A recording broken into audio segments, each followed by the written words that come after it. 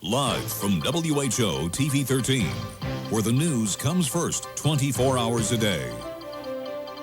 Scott Pope, Therese Thompson, Pat Paris with sports, and Jerry Reno with the weather. This is News Center 13 at 10.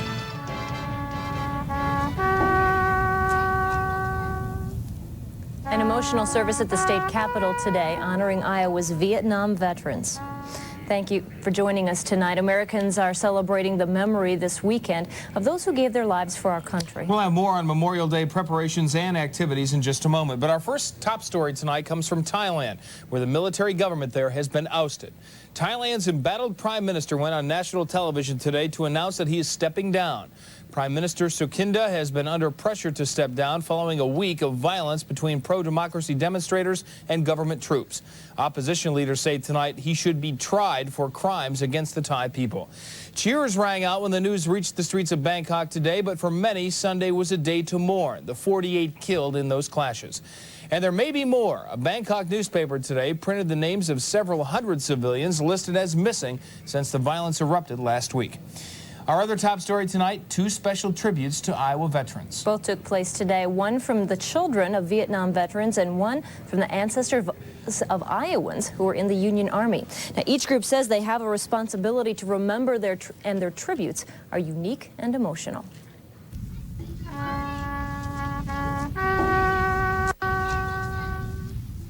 They took part in the ceremonies at the Vietnam Memorial, but they held a special ceremony of their own. Each young person from the Children of Vietnam Veterans Self-Help Support Group helped to set the cross, a tribute to fathers who didn't come back and to those who did. Especially during Vietnam, when they came back, we missed them anyway because they weren't here all together. And luckily, through the Des Moines Vet Center and facilities like that and the VA hospital, they're able to start coming home like they should have been able to come home. Lisa Van Ellen runs the group. She says tributes like these are healing for the kids. And they can come into our group and they can talk about the personal struggles that they have dealing with the inner battles that their fathers brought back from the war. Many Vietnam veterans are still coming to terms with the war. Van Ellen's group wants them to know that they care.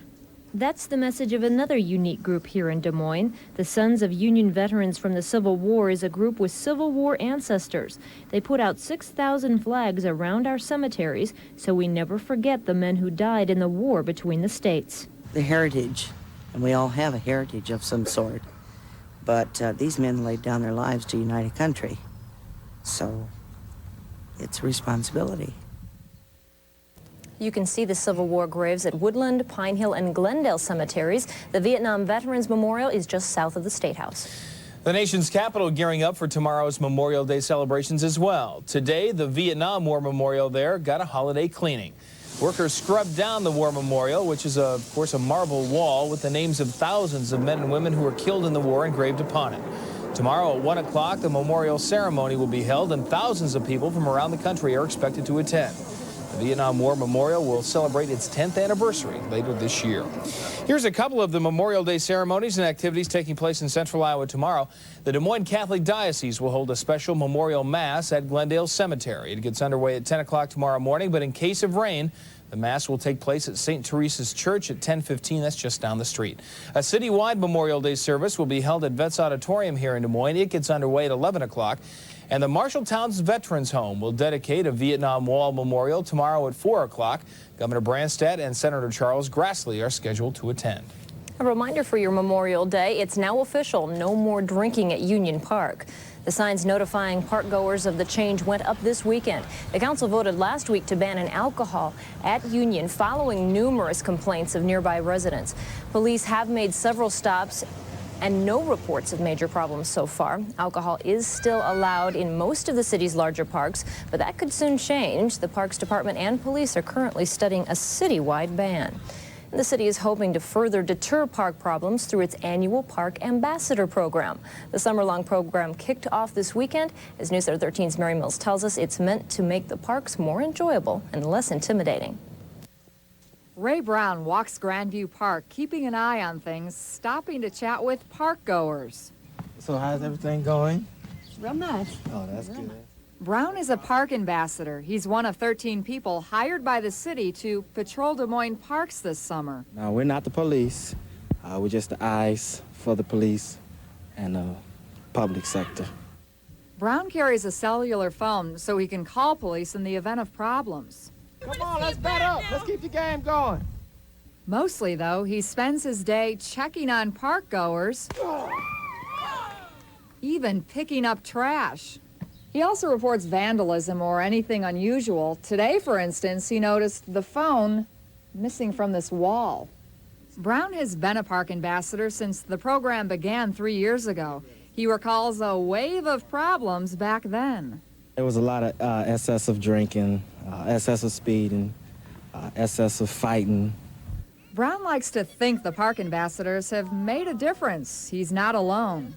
About 2.5, 3 years ago, yeah, I used to come and I didn't like coming here. I think it's good because there used to be a lot of partying and stuff going on up here. You could hardly get through on the roads. There was so many cars and stuff parked all around. Before leaving for another park, Brown logs in, checks with his partner. Like many residents, he's hoping this summer is relatively trouble-free for Des Moines parks. At Grandview, Mary Mills, News Center 13. Just so you know, the park ambassadors are on the job 7 days a week now through Labor Day.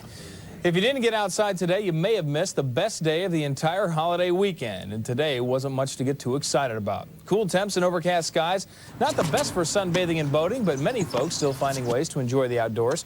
These folks found the weather perfect for a tennis match. No sun getting in the way of those serves or slams. Quite a few people out on the bicycle trails today. The cool weather was ideal for the long haul up to Saylorville. Sure beats huffing and puffing along in the blistering heat.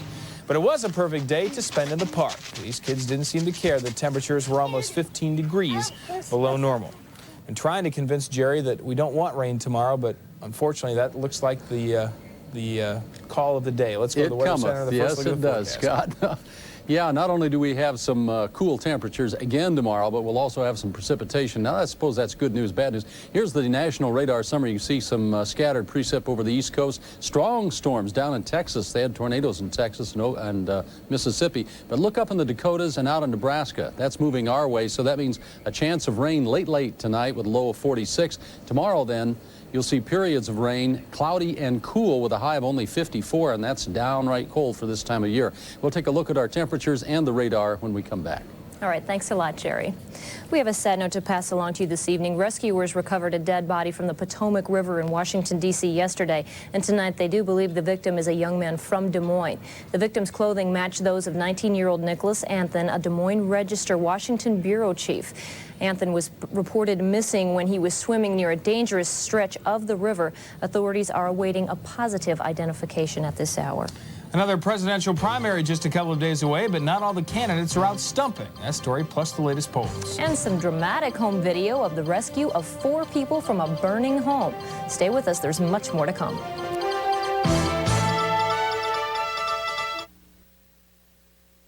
News Center 13 at 10 is closed caption for the hearing impaired. 2 Los Angeles County Sheriff's deputies are being called heroes tonight for their part in a daring rescue. Elizabeth Anderson tells us their bravery was captured on a neighbor's home video. Hey, where's the other old man? The panicked voices of helpless residents watching a home burn with 4 elderly people trapped inside. Get him! Get him! After the fire department had not arrived, 2 sheriff deputies decided to risk their own lives to save everyone else. Just doing my job. And it's just something I hope that someone would do for my family. Went in twice, and that was an experience as well. Why? Because the heat was more intense and the flames were higher. Thanks to Deputy Avalos and Deputy Van, all 4 people are alive and well today, including 73-year-old Woodrow Barnett. And I had taken sleeping pills and had gone to bed, and they had to break the door to my room in to get you out. To get me out. So they saved your life. They saved my life. As Tina Salesas looks at the charred remains, she can barely believe her own eyes, even though she's the one who took the home video. I was amazed, nervous. You think they're heroes? Yeah, I sure do. I don't consider myself a hero. everyone's saying that you're a hero. Do you feel that way? No, I don't feel like a hero. Are they heroes in your mind? Oh, absolutely. One of the men that was rescued, Woodrow Barnett, turned 73 in July. Only now he feels like he got his birthday present just a little bit early. In Whittier, Elizabeth Anderson, Channel 4 News. Police continue to investigate the most recent gang-related drive-by shooting in East L.A. It happened early this morning. Deputies found 5 people with gunshot wounds when they responded to a report of a shooting in front of a home. Police heard more shots after they arrived and found 2 more victims within a 2-block radius. In all, 6 people went to the hospital with minor injuries, only 1 of them critically injured. Police believe both the victims and suspects were gang members. Shelling continued for the 6th straight day Sunday as Israel continued attacks on pro-Iranian guerrillas in South Lebanon. Israel and its allied South Lebanon army have been targeting the Hezbollah guerrillas consistently since Tuesday after the pro-Iranian militants attacked Israeli security zones. One witness said shells were falling Sunday at the rate of 3 to 4 every few minutes. In Topeka, Kansas, authorities are looking for a couple who kidnapped their own daughter from a Topeka hospital last week.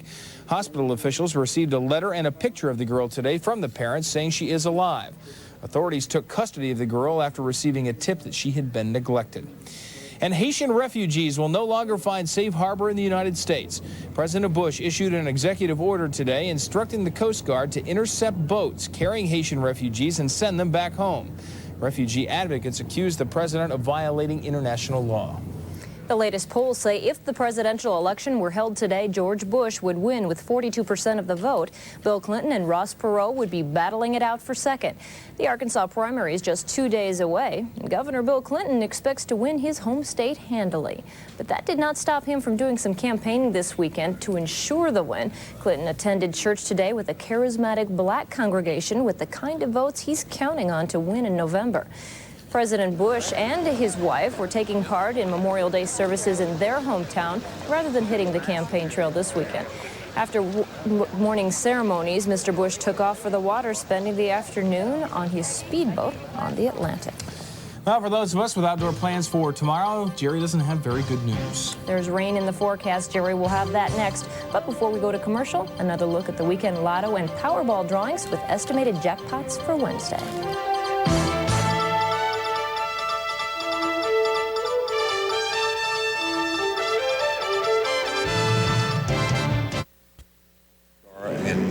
Later gave it to Linda Thompson. Maybe you read in the paper this morning about the Elvis sightings in Iowa. Well, it's not the king himself, but it is his car. This Lincoln sports 24-karat gold on the front grille, all the trim and the wheels. Elvis owned this car back in 1975. You can see it out at the Blue Ribbon Fair at the State Fairgrounds. I hope it's indoors. It is. Because that's where we're all going to want to be tomorrow. Although he says that if we time it right, it's just going to be periods of rain. Periods of rain, off again, nothing really too heavy. That looks like my second car. I don't know what you guys doing with that. Speaking of that. Huh? Oh. What? Should we say something? Happy birthday. Oh, get a job. Happy birthday, Jerry Reno today. It'll never be under the speed limit again. 52 degrees currently in the capital city. See that? That's my birthday cake. All the candles are setting the city on fire. Mostly cloudy skies, humidity at 63%. The barometer is steady for the moment, 30.13. Was it chilly today? How chilly was it? Well, it was 60 degrees, which is about 15 below normal. 1939, which is getting close to my magic near. It hit 97 degrees. A nice warm one out there. Around the Hawkeye State, readings in the 50s and 60s. Again, 15 to 20 degrees below normal. The 52-degree reading over in the Quad Cities, that's the coolest high they've had on record. The jet stream is part of our problem. It's bringing that cold Canadian air right across the upper Midwest, down in the southwest, excuse me. It's bringing storms down there. You can see it on the satellite. That last batch of cold air moving off the coast, storms booming over Texas and New Mexico, and a new batch of cloudiness is bringing precipitation up here. Watch as the skies began clear, then cloudiness came in. That's setting the stage for what is lying ahead for Memorial Day. Just off the state boundary up here, showers and thunder showers. Shouldn't say thunder showers. It's mostly light rain at the moment. The heaviest activity is down in the southwest part of Texas. They had tornadoes, reports of baseball-size hail in San Angelo. Texas and Louisiana were the hot spots today for precipitation. We just get the cooler temperatures. There could be a possibility of frosts again tonight over northern North Dakota, 40s and 50s over much of the upper Midwest. I think this 60s is probably optimistic. It'll be more like 50s over the upper Midwest. Things are changing. Precipitation will be sliding across across the state all day tomorrow. Lows tonight in the 40s, highs tomorrow basically in the 50s. Look for a rainy holiday, periods of rain off again, on again, with easterly winds. Going to make it kind of a dismal one. I would suggest we stay indoors and plan something better to do. Here's the forecast for the Des Moines area. Becoming cloudy, a 30% chance of rain late tonight. East to southeast winds here in central Iowa, low near 46. Tomorrow, again, periods of rain. Cloudy and cool, easterly winds, a high near 54. Again, that's about 20 degrees below normal. Tomorrow night, not quite so bad. The rain will be ending finally by tomorrow evening at a low near 42. And then for the start of your work week, voila, we get sunny skies, but cooler temperatures. Those readings again about 15 degrees below normal. Chance for precip again about late Thursday night and again on Friday if things hold the way they look at the moment. That's a lot of candles. You noticed that, huh? Yeah, I did Happy notice birthday, that. Cut Jerry. that with a chainsaw. Thanks, Jerry. The world champions of baseball just keep on rolling. The Twins big winners today. Pat has highlights coming up. And the most dangerous Indy 500 on record ends with the closest finish ever. All-day sports after this break. Pat's here with sports. Lots going on tonight. Yeah, we're starting with the Indianapolis 500. Of course, they say nobody ever remembers who finished second, but I think this time we'll remember who finished second. The 76th Indianapolis 500 will long be remembered for its close finish, but no one will forget about the dozen crashes caused by cold temperatures at the Speedway. Drivers had problems all day heating up their tires. That caused many cars, including Mario Andretti's, to spin out, crashing into the wall. Mario's day was done. After each restart, Michael Andretti pulled away, opening up a big lead, but someone would again lose control and smack the wall. This is rookie Brian Bonner crashing in turn 4. Just 12 of the 33 cars finished the race. Meantime, Michael Andretti looked like the easy winner until his car slowed with just 11 laps to go. Al Unser Jr. and Scott Goodyear took the lead. The two battled over the final few laps. Little Al trying to keep Goodyear from passing him on the home stretch. Al Unser Jr. just does hold off Scott Goodyear in the closest finish in Indy history. Goodyear began the day in 33rd, but ends up second. Al Unser Sr. finishes third. It's Al Unser Jr. grabbing his first Indy victory. Goodyear was definitely on my tail, and he was definitely keeping me honest. From the last yellow on, I never did lift one moment, and until turn 4, coming down for the checkered, I gave it a little bit of squeak, and he was all over me, and it almost cost me the race. Well, it's really great, you know, to have a good race like we had today and then have your boy win. I'd like to go down there and be able to see him. The NASCAR drivers with a major race of their own today. The Coca-Cola 600 in Charlotte. This also came down to a two-car sprint to the finish. Dale Earnhardt drives his Goodwrench Chevy to victory. He beats Ernie Irvan by 4 car lengths. It's Earnhardt's second Coca-Cola 600 win, but just his first NASCAR victory of '92.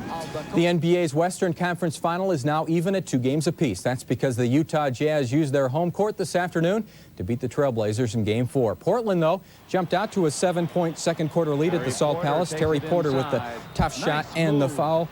38-31 Blazers. But Utah came back before halftime. John Stockton will find Mark Eaton inside for the jam. 53-45 Jazz on top. Portland kept it close down the stretch, but Utah's Blue Edwards helped open the lead back up. He takes the pass for the slam. The Jazz win at 121-112. They take both games at home, tying the best-of-7 series at 2. Game 5, Tuesday night, back in Portland. Now to baseball, where the St. Louis Cardinals have taken over first place in the NL East. Some ninth-inning heroics lifted the Cardinals over the Astros this afternoon in St. Louis. With a game tied at 2 in the 7th, Ray Lankford singles to center. Luis Alicea will beat the throw home to give the Cardinals a 3-2 lead. With a game tied at 3 in the bottom of the 9th, Tom Pagnozzi steps up and he belts a solo shot that just clears the wall and left. St. Louis gets by Houston 4-3. Pittsburgh lost at Los Angeles, so the Cardinals have moved ahead of the Pirates by a half game. Former I-Cub Doug Strange with a homer helping the Cubs beat the Padres. John Smoltz with a club record 15 strikeouts in Atlanta's win over Montreal. Cincinnati down Philadelphia, and New York shut out San Francisco. In the American League tonight, the Twins facing the Tigers. Minnesota's offense in high gear. Bases loaded in the 4th for Shane Mack. He line drives one over the fence in left field, a grand slam. The Twins are pounding the Tigers now in the 8th inning, 15-0. This afternoon in Chicago, the White Sox whipped the East-leading Blue Jays. In the 2nd, Lance Johnson doubles over the wall in center field. 1 run scores for a 3-0 Chicago lead. In the 3rd, Craig Graybeck rips a double of his own down the left field line. Johnson comes home. The White Sox roll past the Blue Jays 8-1. The West leading A's blanked the Red Sox. Ron Darling with a 2-hitter. The Yankees topped the Brewers 8-7. The Orioles beat the Angels. The Rangers got by the Royals in 10 innings. And in the 9th now, Cleveland leads Seattle. And the Iowa Cubs were shut out tonight at Louisville 1-0. It's the Cubs' second straight loss. We've still got more baseball to come on Sports Sunday, plus another playoff on the PGA Tour. Stay tuned for Sports Sunday. Welcome to this week's edition of Sports Sunday. Only one game at Sec Taylor today in the NAIA World Series. Defending champion Lewis Clark State survived a scare from the University of Mary Hardin-Baylor. Lewis Clark did take the lead in the bottom of the second. Brandy Benjochia grounds out to second. A run scores on the fielder's choice. 1-0 Warriors. Mary Hardin-Baylor tied it in the third. Aaron Gonzalez with an RBI.